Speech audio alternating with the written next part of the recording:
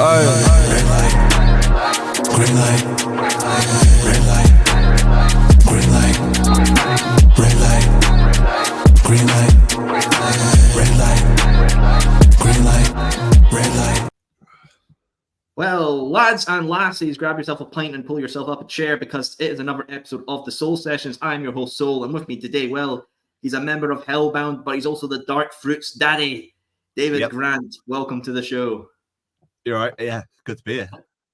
A pleasure, my friend. But of course, before we kick this off, right, I mean, you are the Dark Fruits daddy, so we might as well kick off with a wee old Copperberg Dark Fruits. Oh, no. That's not the same thing. I know it's not the same thing. I know.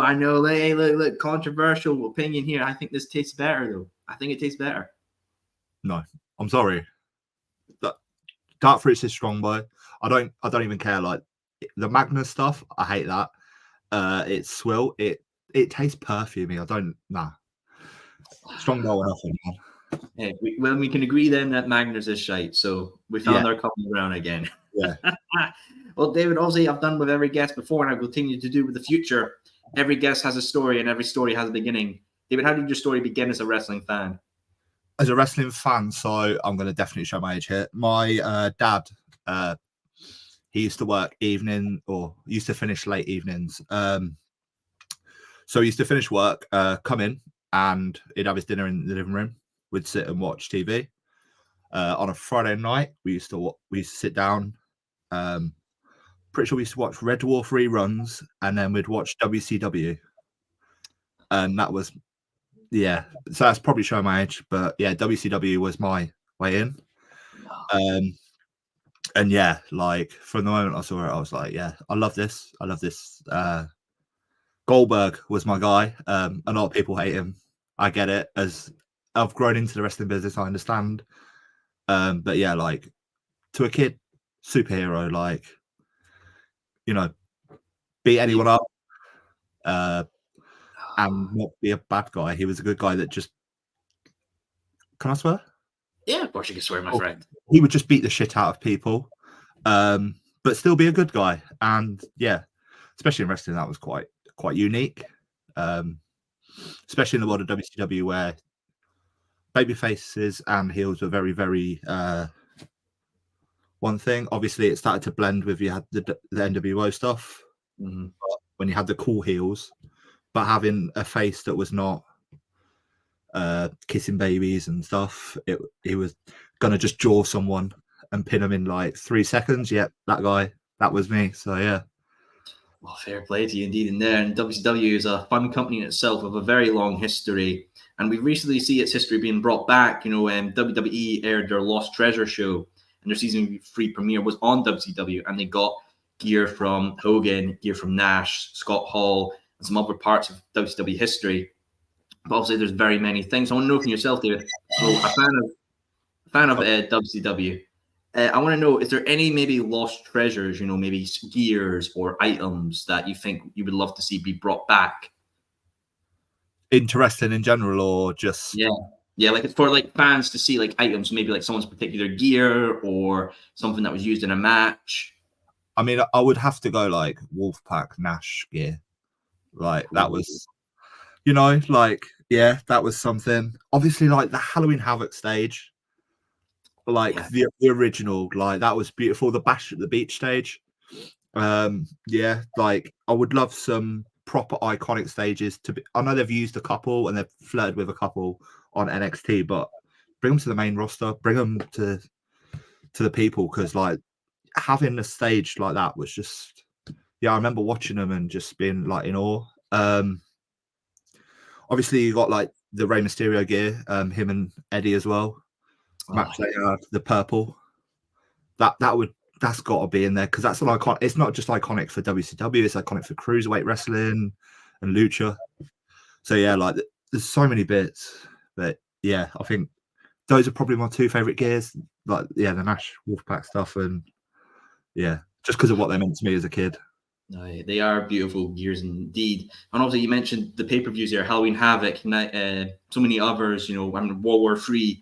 And also, we've seen WWE now take away more gimmick-centric pay-per-view names away. You know, Hell in a Cell's gone, and, you know, they had stuff in the past like Fatal 4-Way, Breaking Point, I want to know if you could maybe bring back some WCW name-based pay-per-views onto the main roster. Is there any ones you would love to see particularly come back? My brain just went straight to Hog Wild. I don't know why. Yeah, let's just do a show and have like bikers and it's difficult. Like you got the traditional like Starcade, like that. How has nobody redone that like properly and made it? Yeah, I think there is so much history there, especially with WCW, the NWA, that like you can take so much stuff. And obviously, when they were trying different things like Hog Wild, yeah.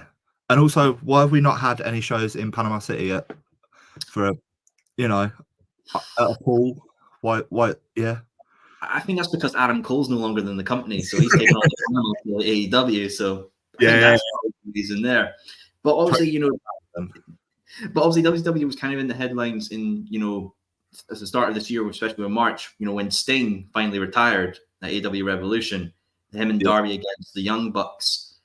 With Sting, I feel like Sting is such an icon, literally within this business, more than some, with just how much he's done from his stint in WCW, TNA, the little bit he did in WWE, and then getting another run with AEW. Do you think when people look back on WCW, obviously there was a lot of great people there, Sting, Flair, Nash and Hall, and Hogan. Do you think Sting will always be, the main guy you think of when you go back to WCW? Yeah, like I think it's not so much obviously he had his WWE stint and his AEW stints, but to have a guy that he is synonymous with WCW. When you think of WCW, you do think of Flair and Sting. Like they're the two guys. Because although both had runs in WWE, it was never of the same caliber. They were never the same guy. So like, when you think about it, like he is, and obviously he had the loyalty as well. Like he never went there. He went to TNA and did his own thing.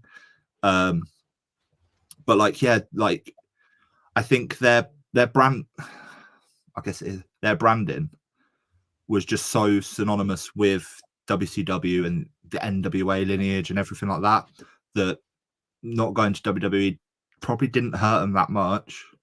Obviously, they didn't get the payday and stuff, but in the format of their legacies, people still look at them and being like, "That's that guy," not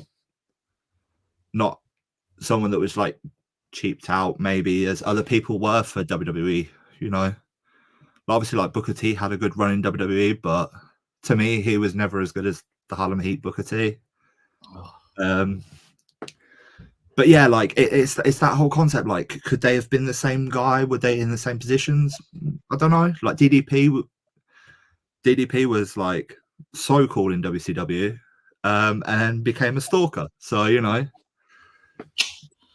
Yeah, it's a shame. I mean, even someone who was really promising, Chris Kanyon as well, with the Mortis gimmick in WCW, went over to WWE and sadly was never really given an opportunity to shine.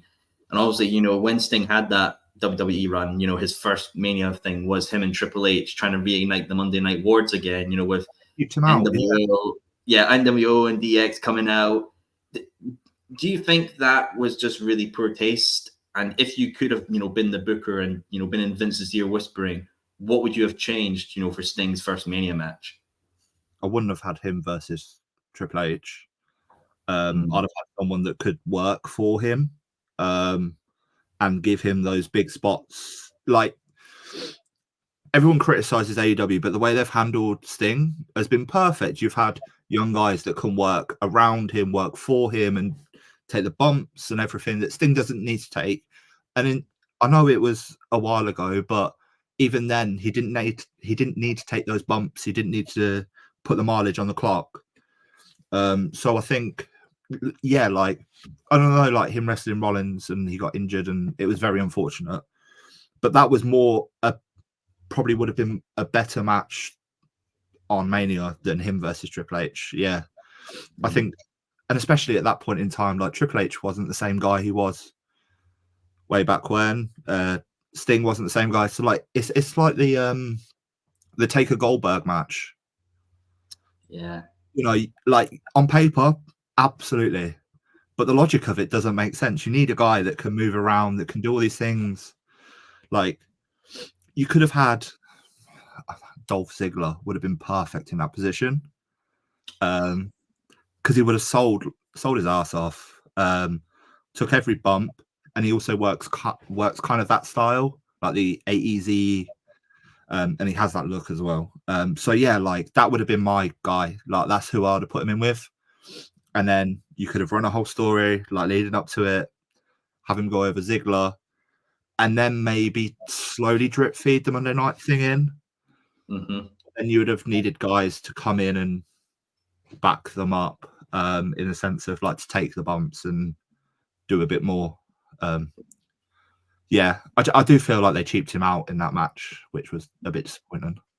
Well, he got the redemption and the true ending he deserved with AEW Revolution, because that match was absolutely stellar. With his sons coming out as Surfer Sting and Wolfpack Sting. One of them got so much air on the splash. It was incredible. Yeah, I love that. Oh god, I mean, I was there and just seeing it, I was like thinking, is he going to go in the fucking rafters at this point? The cheeky bastard. God damn. But Yeah. Wrapping up with WCW, they had great roster, great shows, great pay-per-views, but they had, most importantly, I think, great titles as well. The WCW title, the US title, tag titles, maybe hardcore title, maybe not so much. But I want to know for yourself, David, what do you think was the best looking WCW title? The big gold. The big gold is, yeah. I can't, like, it's even now, like, regardless of everything else, like the big gold is my favorite title. I remember I had a toy. It was like a thumb war game, and it had Kevin Nash and Goldberg on it. Okay. And you'd like press a button in the middle, and it'd do like counts, like 1, 2, 3, and do ring sounds. And on the side of it, it had the big gold belt. And like that would be the button to turn it on and off, I think. This is years ago. But yeah, like that. So like, and I remember I picked it off and like put it on my wall, and like off the actual toy, and put it on my wall. But yeah, like that title. And I did enjoy it for a little bit when WWE was using that style. But then obviously they dropped it, but yeah, that is the most beautiful title. Yeah, I mean, I think it's better looking than the Winged Eagle myself. I would say that. Maybe the IWC might come from my head at that point, but hey, fair dues. I'm in the same boat. Like I agree. Like don't get me wrong. Like if the light hit that thing wrong, then you could see nothing on that belt. But it was just the size and the shape and how prestigious it actually looked. Like, yeah, it just looked great. I do have to give a shout out though to the NWA TV title. Okay, all right. I do. I like Arn Anderson. I love Arn Anderson as well. So yeah, that was another one. But yeah, the big gold is just it's the one. It's the top of the pyramid. So yeah. Absolutely, of course. And you mentioned there, obviously, it would come back in some form as the World Heavyweight Championship. Started off very strong with Triple H's good old reign of terror. Michaels would get it, Goldberg, Batista.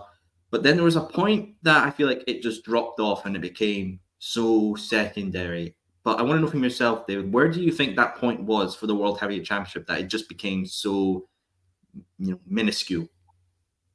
I think when they started doing the Undisputed, sort of tying it up with other titles, and it should have been on its own. And you could have done it in that era because you had guys who were bigger than other guys. So you could have literally divisioned it. Like you had a lot of big dudes. So obviously, like Booker T looked amazing with it when they did that. But yeah, it just never. I don't know. It didn't seem like they wanted it. It was just a legacy thing, and they were trying to just slowly usher it off into the sunset rather than. Yeah, and I get it because like they've just changed the titles now for the tag titles, and it's all about branding and having your name on it and the big logo and stuff. So I get it, I fully get it, but as a part of history, it's just beautiful. Yeah. Right.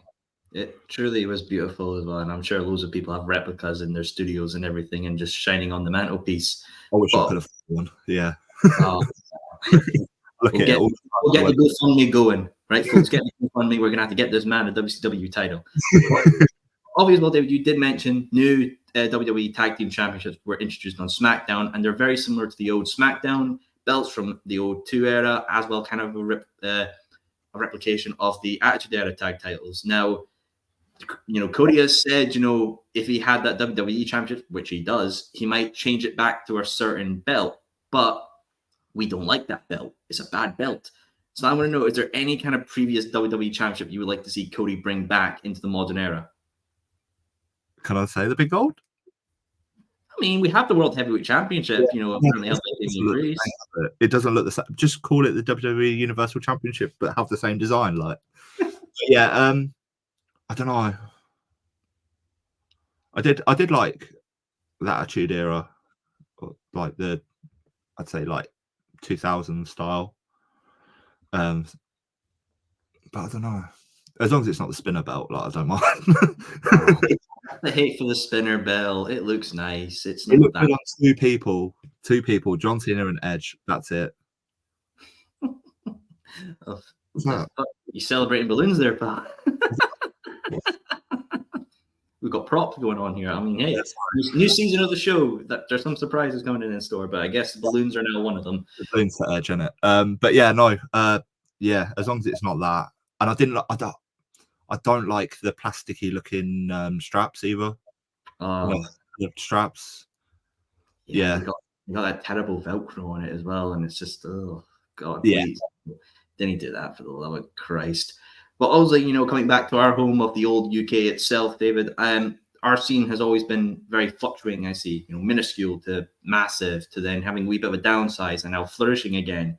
Obviously, once a fan's always a fan, but you'd be a fan who would take one step further, getting into the squared circle yourself. I want to know, when you decided to pursue, professional wrestling, what was the scene like at the time? So I have two stages into how I got into wrestling. First was me being friends with wrestlers, because I didn't come into wrestling as in walking in school and learning to wrestle. That wasn't how I came into wrestling. That was my second stage. Okay. So my first stage was there's a promotion in Bedfordshire called Sacrifice Pro Wrestling.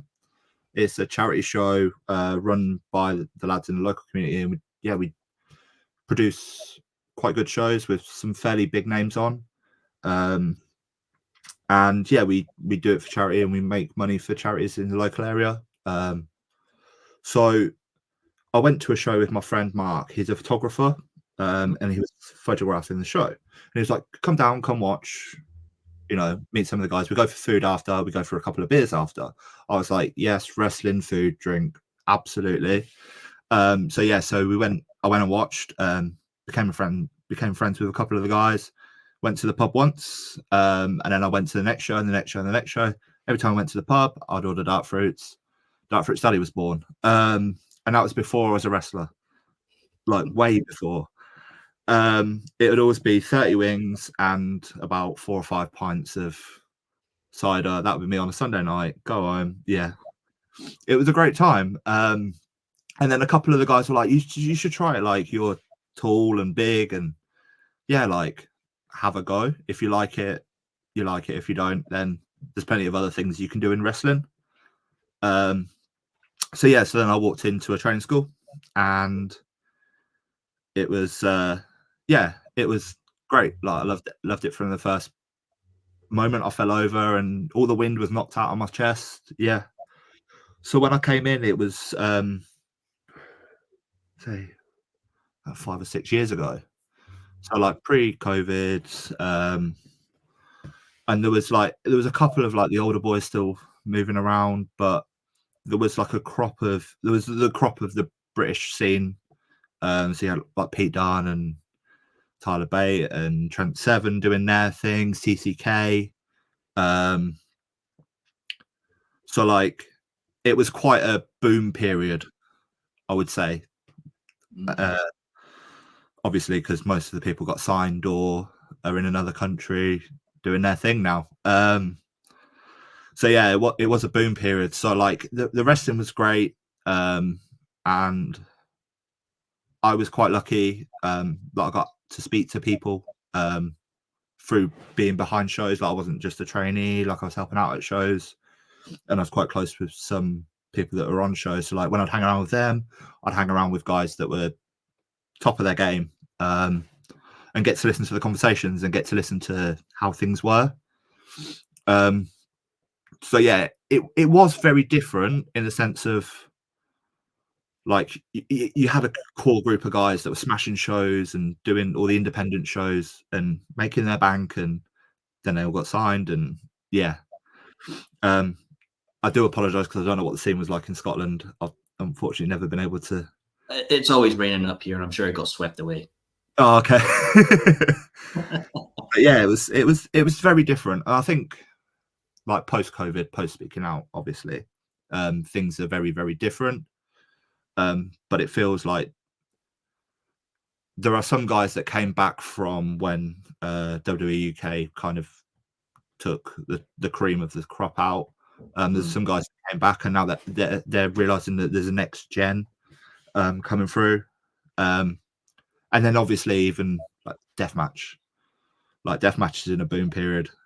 It is like when I was coming in, I knew about Deathmatch. I'd seen it on TV. I'd seen it in America, but there weren't that many guys doing it, and I can imagine the crowd probably wasn't what it is now, especially with people that travel absolute miles to come watch a show.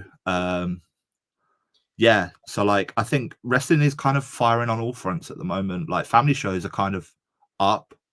The independent shows seem to be coming up as well, and then yeah, Deathmatch. Like I'm friends with a couple of guys at Kumite, so yeah. Oh, it's lovely to see as well. I do want to obviously ask about NXT UK because when I was, doing research about the British scene at that time, I feel like a lot of people had, I don't know if it's hostility towards NXT UK because it took so many great talent from our scene, and then NXT UK wasn't really utilized properly. Obviously, it was shut down literally, I think, a week or two before Clash of the Castle, which was like the biggest thing in British wrestling for the WWE to do. Yeah. From yourself, David, do you think NXT UK gets too much hate, or do you think it was just a complete misfire and not utilized properly? I mean, I just saw it as like from a wrestler point of view. Okay, next man up. Like these people are gone. Okay, some of my friends can step into this position and be top of the progress card, top of Rev Pro or whatever. Like they've gone. Okay, next up. Obviously, it sucked when people lost their jobs. Like I'm not gonna, getting paid. I imagine quite a fair amount of money, like on a contract would, it's a wrestler's dream, rather than PayPal and cash in hand if people work that way. But yeah,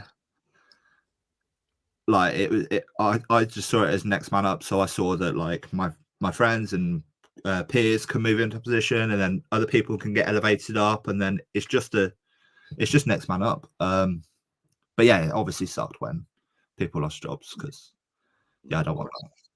Well, of course, absolutely. But, and luckily enough, our scene has thrived. Of course, wrestling is thriving all across the world. Look at Mexico, AAA, CMLL, America, AEW, TNA, WWE, and even their indie scene. Japan, New Japan, Noah, Stardom, Marigold is a new promotion starting up as well. Yeah. A lot of people like to look at the Attitude Era and maybe in a bit of the Ruthless Regression Era as the wrestling peak. Nothing ever tops that. It's always going to be like that. That's the gold standard you have to go for. But we look at WrestleMania 40. Best-selling mania of all time, attendance through the roof, everything's just absolutely firing on all cylinders.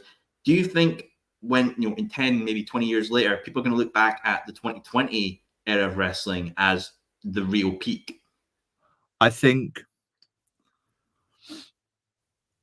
obviously like the Attitude Era, it was mainstream attention. That's why people see it with such or feel it with love it with such reverence. That's probably the best word. But I think now it's not just WWE, WCW doing well. The whole scene has come up. Like, yeah, like I said earlier, like family shows, deathmatch shows, independent shows, like private show, like when we do like kids' birthday parties and stuff. Like the scene is getting investment from fans, is getting investment from mainstream media as well. Like I saw there was a gladiator at NXT. Mm. You know, like I've seen like loads of stuff, and like Cody Rhodes was on Good Morning Britain the other day. Like yeah, my parents made sure they told me about that. But yeah, like I think there is a little bit of buy-in from mainstream media, but I think the real boom is that everyone else has been brought up. It's not like how it was 10, 15 years ago, where like it was just a family crowd and you'd probably pack the venue out, don't get me wrong. But like an independent style show wouldn't draw as well, or yeah, I think now on every front wrestling is firing up. Yeah, it's cool. It's really, really cool. Absolutely as well, and especially the old deathmatch scene in the UK is thriving. You know, you got Rise, TNT, Bleeding Gums Wrestling here in Scotland. Bob, you mentioned, you know, Kumite Combat Wrestling, and just for our fans maybe not familiar with Kumite, David, could you explain the company and its history? So I'm not completely sure on Kumite Wrestling, because I came in a bit later on, but Fletcher and Matt, like, yeah, I think Kumite's the punk rock DIY side of deathmatch. Okay. If you watch their product, there's a lot of hardcore music, punk, goth, dark. Yeah, there's a lot of that sort of imagery and music, and that's kind of the vibe they go for. So they do two style of shows. You got the indoor show and the outdoor show.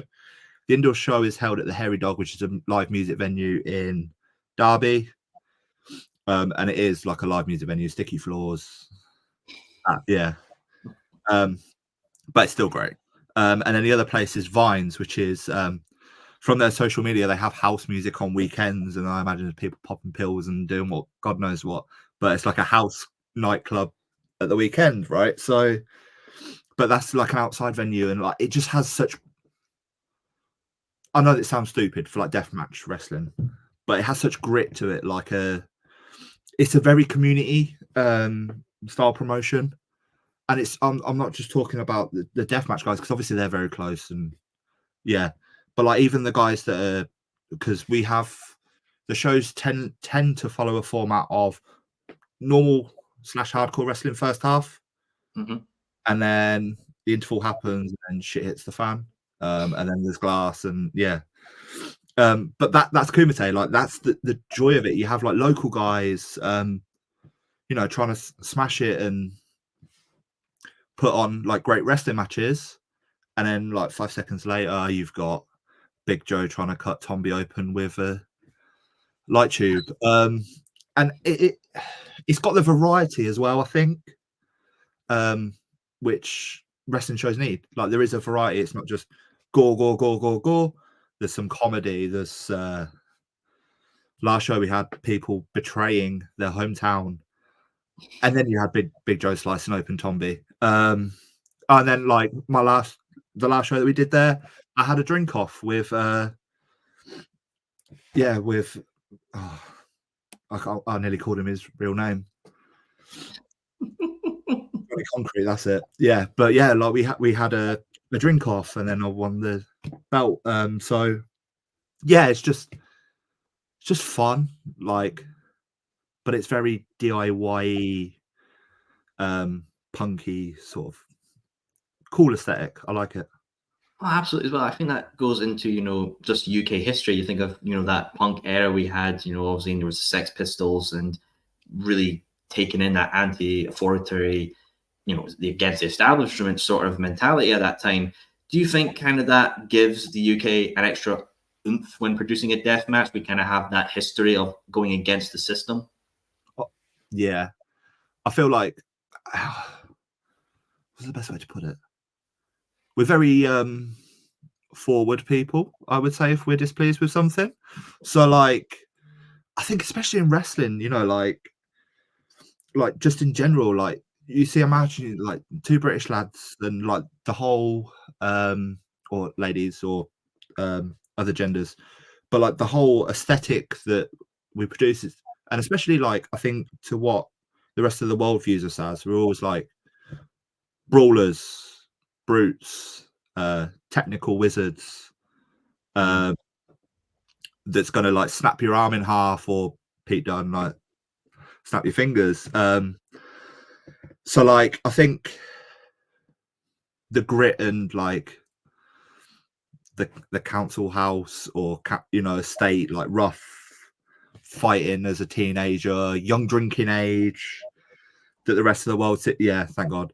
I didn't abide by that either. But like the way the world views us, like, and then you have light tubes and yeah, and it just, I think, yeah, it really does add to it, especially because shows like Kumite, Rise as well. Rise very much has the Northern England identity.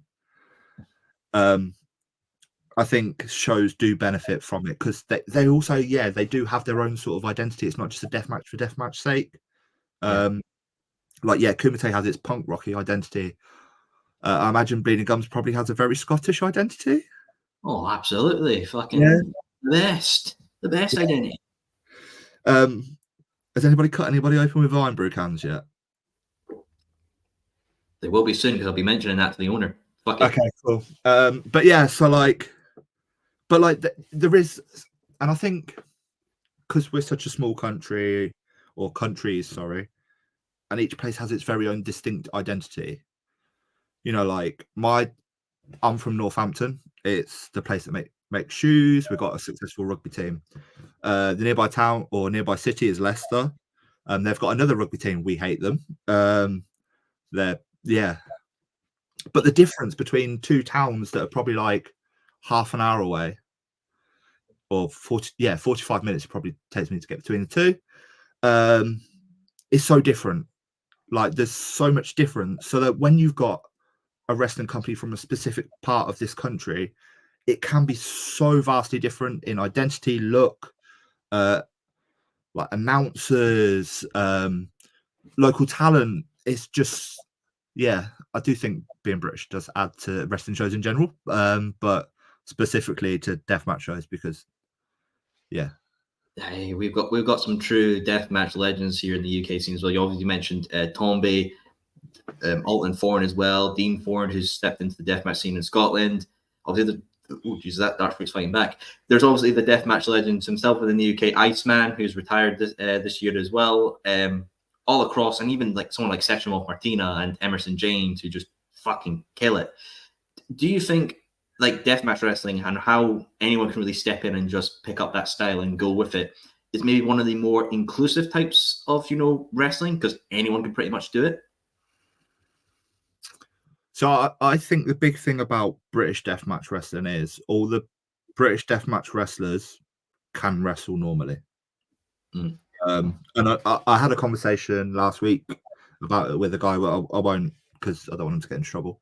But we were talking about the difference between a British and American, and how American you get some guys and they know how to do all these gimmicks for death matches, but if you put them in front of a family, they couldn't work a wrist hold.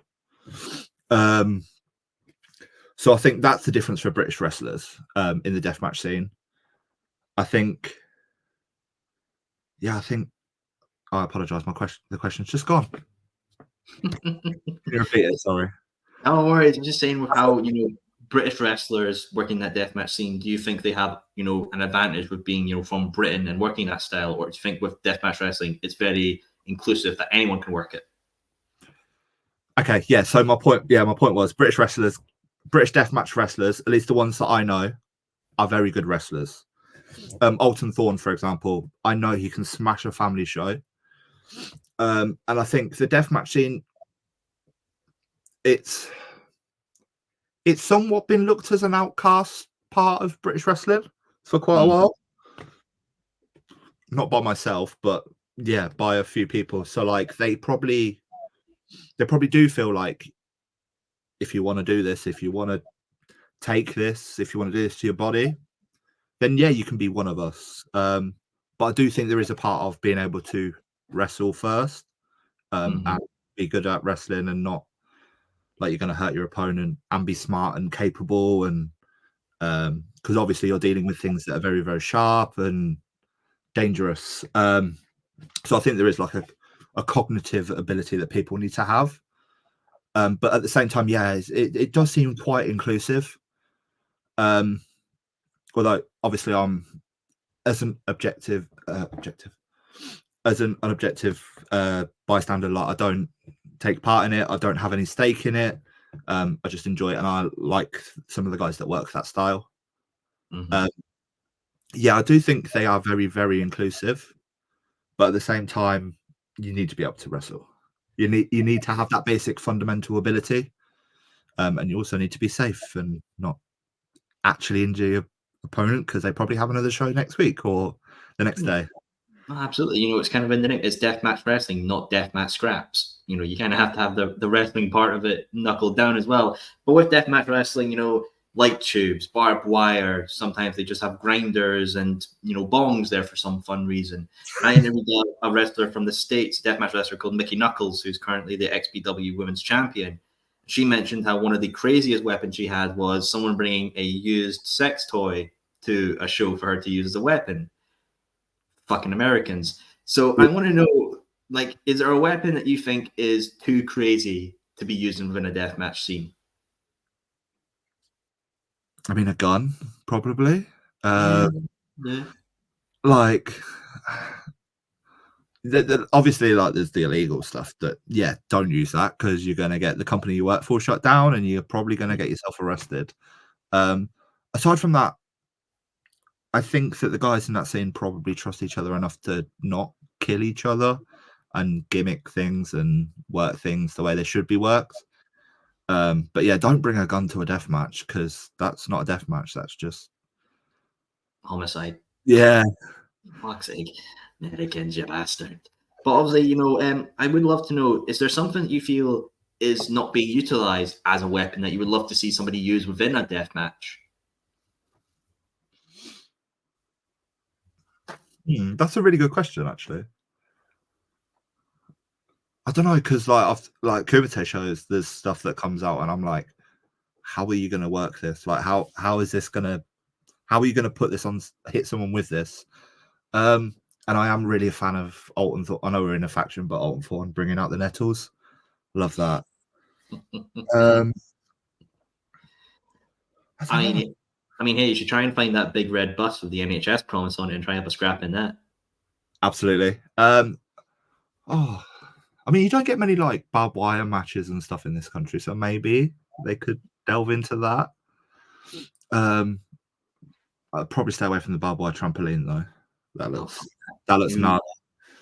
I don't know. Yeah, iron brews, man. Use iron brew cans. That's something. That's my yeah. I better start drinking, Jesus. Get a can opener, open the top up. There you go. You will become a very dangerous weapon, you little shit. But hey, I don't know.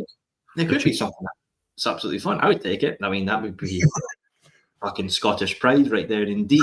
You know, I believe last year you kind of hit quite a milestone, David. You know, you've done 100+ matches, worked for 13 promotions, 10 UK counties, former Apex Tag Team Champion. To kind of hit that goal of having so many achievements within your career, do you get like that sense of pride and accomplishment and the drive to continue? No, I get imposter syndrome.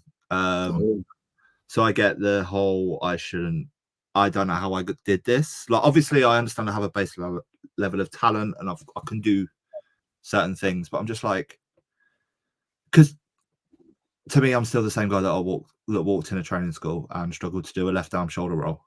I'm not like, so I'm currently like the Win Wrestling Heavyweight Champion. I'm the Kumite Boozerweight Champion.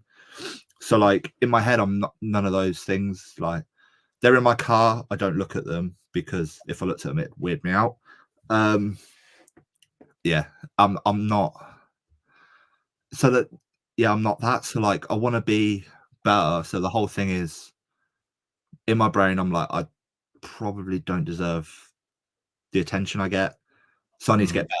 So then I can be worth it. Oh, right. Fair dues as well. I mean, the Boozerweight Championship as well. I do love a good drink myself as part of my national pride. I want to know this. Say you had, a drink off against somebody and they had to pick your drink, but you got to pick somebody else's drink. What drink would you pick to really make them struggle?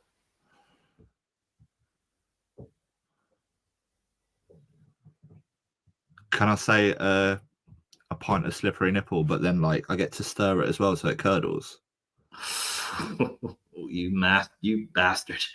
That's, oh god. I mean, I would say Sambuca because I think that's the fucking shittest thing ever. I hate that. Sambuca's in it. But yeah, no, I think that's worse. Like you could power through a pint of Sambuca, but when it's like congealed and solidified, nah, you couldn't. It'll make you throw up halfway through. All right. Is that something you would hate to have, or is there another drink that you think push that away? Yeah, I don't know what it's called, but I used to have a mate, Jordan, and he used to fill a pint glass. So he used to have red stripe about 3/4 up, and then they drop like 2 or 3 shots of Ray and Nephews in it. Fucking hell. And that always used, like, as soon as, like, he used to drink it quite often. Mad life as a teenager, but when I used to drink that, like, and I took a sip, it used to like separate in my mouth, and like I used to like the watery, like when you're about to throw up and your mouth waters. Yeah. I always have that, and I'm like, nah, that's my nightmare drink. Yeah, that would be. Deadly concoctions we make in our youth, guys. I'll tell you what, we definitely like to make some jet fuel motherfucking shit. I mean, I'm down for a turbo shandy. I love turbo shandy still, but yeah.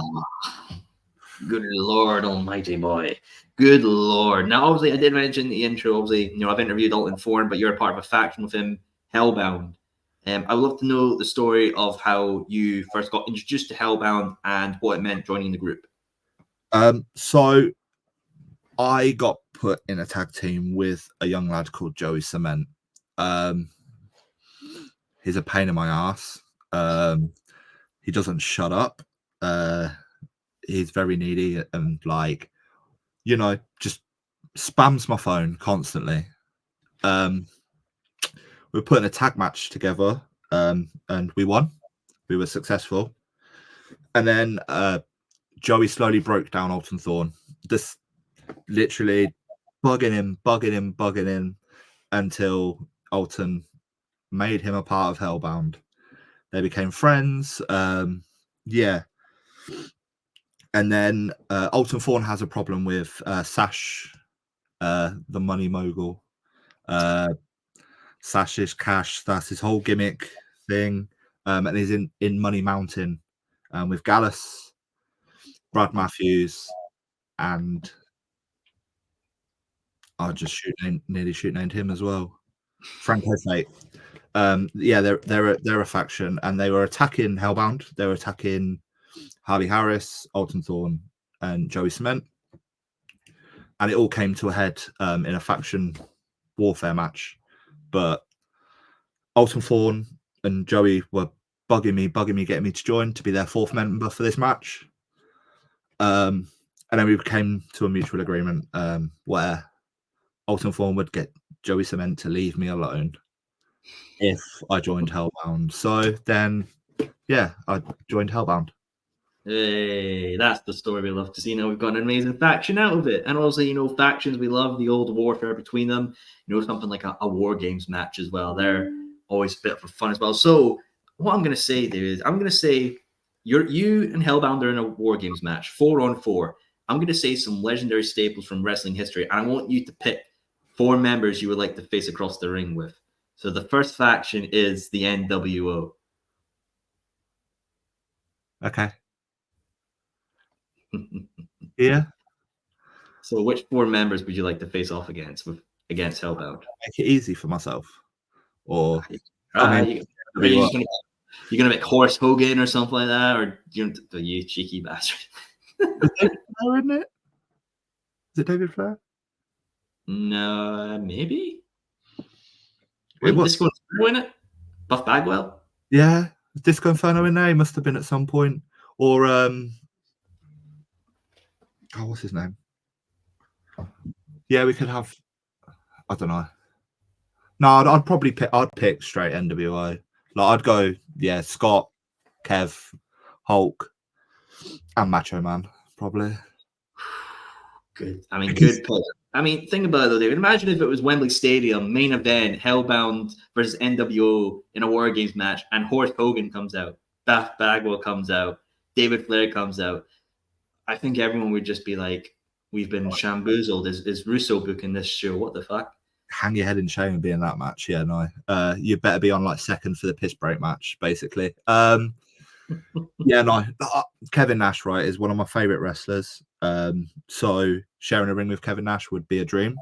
Obviously, he's a little bit racist, but sharing a ring with Hulk Hogan would, especially in that era because he hadn't done anything dodgy yet. Scott Hall, absolute legend. One of the best finishers as well. So yeah, and then Macho Man because I just love to hear him talk. Like, you imagine sharing a ring and hearing him talk. Like, yeah, that would be mad. Like him calling stuff in a match. Oh yeah, take the elbow. Like, yeah. I mean, I would be more giddy going against Bone Crusher because obviously he played that in Spider-Man in 2001, and I'll be like, yeah, that's my hero. If he turns around and is like, I got you for 5 minutes. Yeah, no. Yeah, I'd pop. Oh, I'm getting teary-eyed thinking of that. Oh, good God, that is beautiful. That is beautiful, David. Yeah. My God. Now, I obviously want to say another faction as well. Who out of Bullet Club, which 4 Bullet Club members would you like to face off against in a War Games match?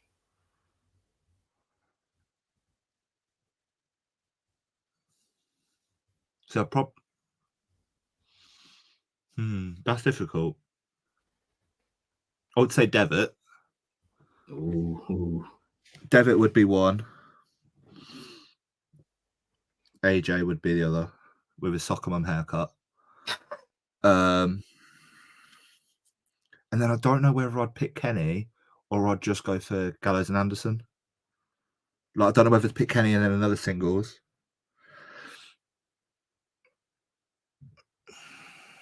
You're not going to pick Jeff Jarrett? No, sorry. So I'll probably go Kenny and then Fale. Oh, Fale, good. Yeah, I'd just get Joey Cement to drop kick his legs out, and then we'd be good. Well, I'm sure you will make Meltzer cry with that kind of match. I'm sure his 6-star, 7-star rating would be flying off the computer wherever he types. Now, the final group as well, while they have 4 in their name, they definitely had more than 4 members. Who from the 4 horsemen would you like to have a War Games match against? You're doing me dirty here because I'm going to pick someone that I probably shouldn't pick. So yeah, it would be Flair, Tully, and Arn. And then I can't say the B name. Is it Benoit? He fit really well, like really well. I will go for. I don't know. It's difficult. You could say Sting because he was in the 4 Horsemen. Yeah, but he didn't really fit, did it? Like, it didn't look right. It just didn't look right. Like I think Benoit generally fit the best. Like, it looked like, especially like him and Arn. Like, yeah, it's just so. Like, they're very snug workers, and yeah, not the tallest guys, but also Pitbull was like, "I'll do you in." Obviously, Teddy was a bit like the pretty boy, so like that's why they worked. But I don't know. Oh, that's difficult. That's difficult because I don't want to say him, but he did fit the best. So it would be Flair, Tully and Arn, and Edo 404. Redacted. Yeah. Redacted. We could just say Vacant. You're going to go against Vacant, and he's a proper world champion, that guy. We'll just go for proper 4 horsemen and just anybody who they chose that week in creative. They just choose like David Beckham or fucking Wayne Rooney as the... Yeah, any young guy that needs the rub, like, get him in the 4 horsemen. but like there was like always 3 members, always like Yeah, no, absolutely, indeed. I mean, that would be very fun to see, indeed, as well. And obviously, factions, they can grow, and obviously, with Hellbound, it's 4 just now, and there's many great names across the UK. They would say if Alton came and said, right, we have to have a pitch meeting. It's like The Apprentice or Shark Tank. We need to have some pitches of new members, and you got to maybe suggest some names. Who would you suggest would be a great fit for Hellbound? oh,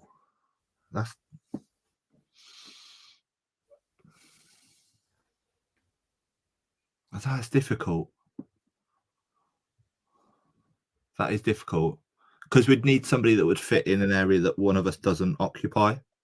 Because like obviously we have like a powerhouse female wrestler. We have like a young guy that can do character, but is also very, very good at wrestling. So like, then I'm like the big man, the enforcer style. I am the Arn. And then obviously Kev is the loose cannon deathmatch guy. So like we'd need another niche of wrestling for somebody to fit in. So it would be quite difficult. Sounds like you guys need a tag team. I mean, we tag with each other. Like we're on tag teams. I don't know. Maybe we could do with Lucha guy. I don't know. Ooh. With Lucha. We need someone that's a bit gothy though that can do Lucha. It's a bit like metal Lucha guy. I don't know, or lady or any other gender. But yeah, like I feel like that would be the missing. I don't know who would fit that though. They'd also need to be very, very chill and cool and yeah. They'll probably get torn off by me and Alton Throne. But yeah. I mean, I'm sure we can have the Hellbound job applications come out soon, and then we can get the real X Factor style elimination of who's coming, who's staying, who's getting around to the golden round. As long as I can sit there with my can and do a Simon Cowell and just, it's a no from me. Yeah. That's the only way I do that. Because I just want to be mean to people. No, yeah. I think that would be the next.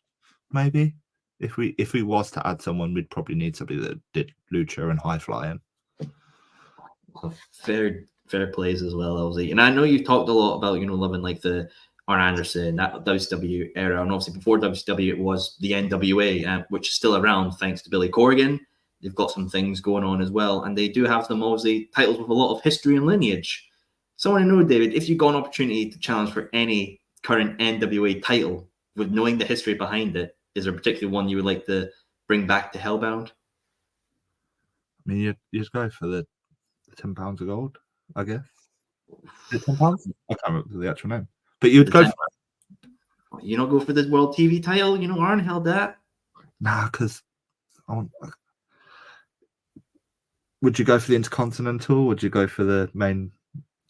I mean, if the Intercontinental was on the white strap from the 90s, then yes, because that was a beautiful belt. Nah, I don't know. I'd still go for the main. You want to be the main, like that's a wrestler. You want to be the guy. And yeah, I'd want to be the guy. So that would be. And I do like the globy in the. It just looks so funny to me, like the way it sticks out. But yeah, no, that's probably what I would go for. Yeah, the main one.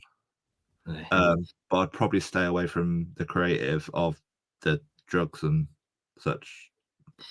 Yeah, just stay away from Father J. Mitchell and the cocaine spots. Yeah, what were they thinking? Yeah, God knows. But yeah, that's probably where I'd go for the main. You want the main, like you don't want to be. It's great to earn titles and great to be recognized in that fashion, but you want to be the guy. You want to be the top of the card. That's why we do wrestling. Absolutely as well. And wrestling's thriving, especially with the UK, as I mentioned before, because so many big companies are coming over. TNA did their tour and the 2 gut checks. WWE's coming over. They did Money in the Bank. They're going to do Clash of the Castle in Scotland. Fuck yes, no traveling 8 hours down south. Fuck Ticketmaster though. And obviously, yeah, I can't get to that, so I'm annoyed. Yeah, I haven't got the time. GoFundMe. We're starting to GoFundMe again. We're starting a second GoFundMe. First was belt and first was travel up to Scotland.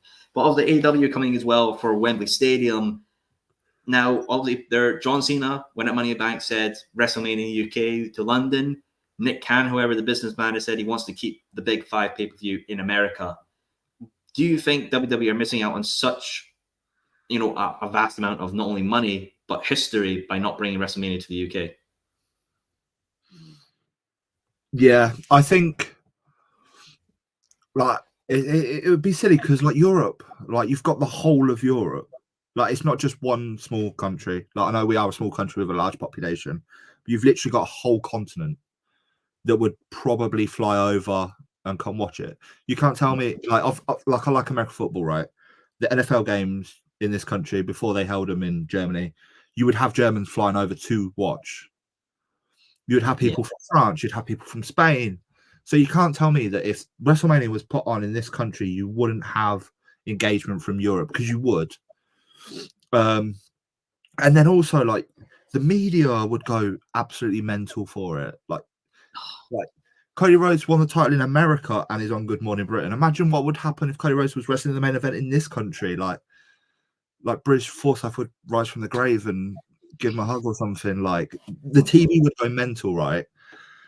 So like I think yeah, it's a proper missed opportunity.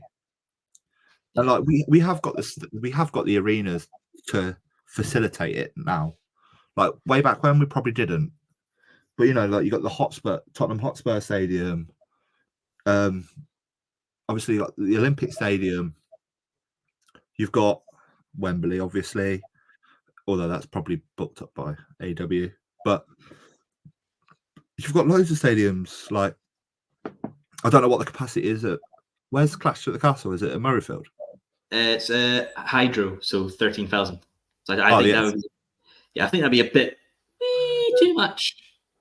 Okay, but like you could do a show. You could do a show at Murrayfield. You could do a show at the Principality. Well, they've done a show at the Principality, but like you could do another one, and it's roofed. Big plus. It's got a roof on it. Like hell, like they could do a show in Ireland, like Croke Park. Like I'm a Northampton Saints fan. I don't know if you follow rugby, but they're playing Leinster in the European Championship, and they sold out Croke Park, and like massive stadium. So yeah, it can be done. Like if it's good enough for a World Cup, if it's good enough for a Euros, why is it not good enough for WWE? Baffles me. Exactly. Nick Khan, bring it over. Just keep CM Punk away from real glass, because apparently it makes him cry a river. So I'm just saying, keep that part away as well. But David, it's been an absolute pleasure to have you here on the Soul Sessions. Honestly, it's been an absolute blast and an absolute fun time as well. But before we wrap up, one final question as well. With the deathmatch scene here in the UK, it's got so many great looking titles. Rise looks great, TNT looks great, Bleeding Gums looking great. But say they came to you and they said, hey, we want to introduce a new deathmatch championship and maybe take a wee parts from history and your own little creative input. How would you create a deathmatch championship, and how would you like it to look? Oh, I would like them to be promotion specific, right? So like Kumite champion, Boozerweight champion is drink related, right? The title has got drink paraphernalia all over it. We've got bottle openers, we've got bottle caps, there's coasters, there's stickers. Yeah, it's just full of. So I'd like promotions to stop looking at Fed titles, stop looking at that sort of thing. Although I love the traditional, and yeah, I've said that the whole time I've been here. I'd like it to be a little bit area specific. So yeah, like get a title that's orange and blue for Scotland. Leeds, or like have a pie on it or something like that, covered in barbed wire. I just like area specific things that like look different. Because there is a lot of titles in this country that do look very, very similar. And then you go to a show, and like even as workers, like, oh, what Fed's that? What where's that from? Like, so yeah, like, I just like quirky ones, or like I know I said about the plastic looking straps, but different colors. Like, Lou showed me the Rust one the other day, that he got from America, right? The color of that, like, it's like a rosy gold color. Ooh. I like that. I really like that. It doesn't look like the crappy bronze that they use for the tag titles in WWE. It's like a rosy tint to it. And like, I get it because it's Rust, like that's the MO, right?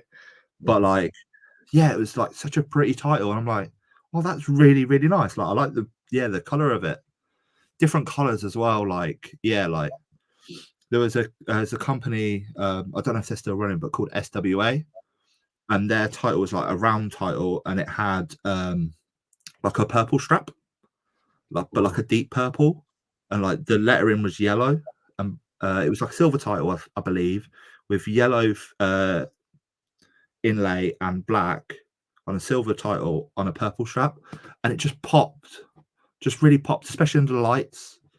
Like, it just looked. So I'd like a little bit of, yeah, don't black belt, gold, nah. Give me variation, especially deathmatch. Like, I mean, you know, why is there not a white title? Why is there not a white deathmatch title? Because you know for a fact that'll get covered in blood, and it would look so sick on Instagram. Oh God! And then think about it, you can tell me so many replica variations of like, this is when it was clean, this was after this match, and ooh, money.